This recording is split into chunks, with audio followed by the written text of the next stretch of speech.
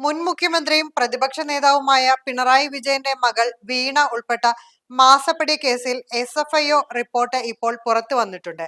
വീണ ഒരു സേവനവും നൽകാതെ CMRL നിന്ന് 2,78,00,000 രൂപയാണ് കൈപ്പറ്റിയത്.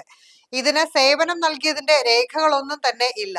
മാത്രമല്ല, വീണയുടെ കമ്പനിയായ എക്സാലോജിക്ക് നഷ്ടത്തിലായിരുന്നുവെന്നും കമ്പനിയുടെ പ്രധാന വരുമാന സ്രോതസ് കരിമണൽ കമ്പനിയായിരുന്നുവെന്നും റിപ്പോർട്ടിൽ പറയുന്നു. SFIയുടെ റിപ്പോർട്ട് പ്രകാരം ഒരു മാസം വീണയ്ക്ക് കരിമണൽ കമ്പനി കൊടുത്തിരുന്നത് 8 ലക്ഷം രൂപയാണ്. വീണയ്ക്ക് 5 ലക്ഷവും എക്സാലോജിക്കിന് 3 ലക്ഷവും. അങ്ങനെ ഒരു വർഷത്തിൽ 96 ലക്ഷം. ആകെ 2,78,00,000 രൂപയാണ് ചെയ്യാത്ത സേവനത്തിനായി വീണ കൈപ്പറ്റിയത്. 2017 ജനുവരി മുതൽ 2020 ജൂൺ വരെ 1,72,00,000 രൂപ കൈപ്പറ്റിയെന്നായിരുന്നു 2019 ജനുവരിയിൽ നടന്ന ആദായ നികുതി വകുപ്പിന്റെ പരിശോധനയിൽ കണ്ടെത്തിയിരുന്നത്. ഇതിനുശേഷവും വീണയുടെ അക്കൗണ്ടിലേക്ക് കരിമണൽ കമ്പനിയിൽ നിന്ന് പണം എത്തിക്കൊണ്ടിരുന്നുവെന്ന് SFIO കണ്ടെത്തിയിരിക്കുന്നു.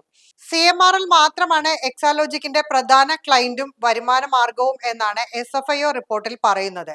CMRLന് IT സേവനങ്ങൾ ലഭിച്ചതാട്ടെ എക്സാലോജിക്കുമായുള്ള ഇടപാട് അവസാനിപ്പിച്ച ശേഷം ATNA ടെക്നോളജീസ് എന്ന കമ്പനിയുമായി കരാറുണ്ടാക്കിയ ശേഷമാണ്.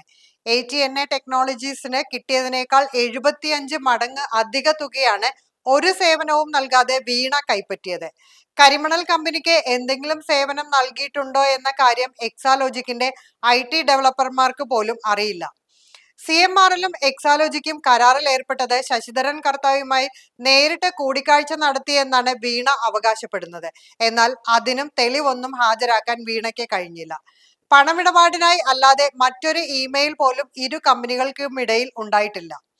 ഇതിനിടെ ശശിധരൻ കർത്തയുടെ എംപവർ ഇന്ത്യ ക്യാപിറ്റൽ ഇൻവെസ്റ്റ്മെന്റ് എന്ന കമ്പനിയിൽ നിന്ന് 2015ലും 2016ലും എക്സാലോജിക്കിന് 50 ലക്ഷം രൂപ വായ്പ നൽകിയിരുന്നു. ഇതിൽ 4 ലക്ഷം രൂപ മാത്രമാണ് വീണ തിരിച്ചടച്ചത്. ഇതിന്റെ എല്ലാം അടിസ്ഥാനത്തിൽ SFIO ചുമത്തിയ കമ്പനികാര്യ ചട്ടം 447 വകുപ്പിന്റെ അടിസ്ഥാനത്തിലാണ് ED ഈ കേസിലേക്ക് എത്തിയത്.